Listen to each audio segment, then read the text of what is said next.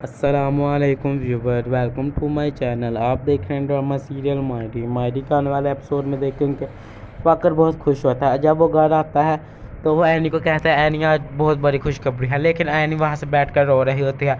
जब फ़ाकर घर आता है तो फ़ाकर एनी को कहता है एनी क्यों, क्या हुआ, आज तुम बहुत सैड लग रही हो।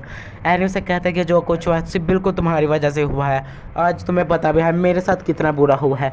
आज कि मेरा सपना टूट गया है, मुझे कॉलेज से उन्हें निकाल दिया है और उन्होंने बोल कर भेजा है कि जाओ अपने बच्चे और अपने शोहर की खिदमत करो।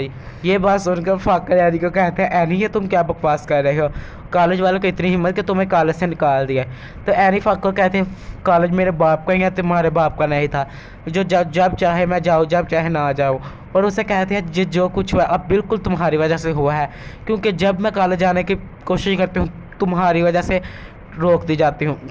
2 दिन हो गए पिछले, एनी को थोड़ी सी चोट आ गई अनाया को, तो मैं उसे लेकर हॉस्पिटल चली गई, लेकिन तुम्हारी इतनी जहाँ का तुम एक कार उठाने की भी हिम्मत नहीं थी। जो कुछ कर रहे हो भी तुम कर रहे हो, और आइंदा मैं चाहती हूँ कि तुम मेरे मामला में कभी दखलंदाजी ना दो।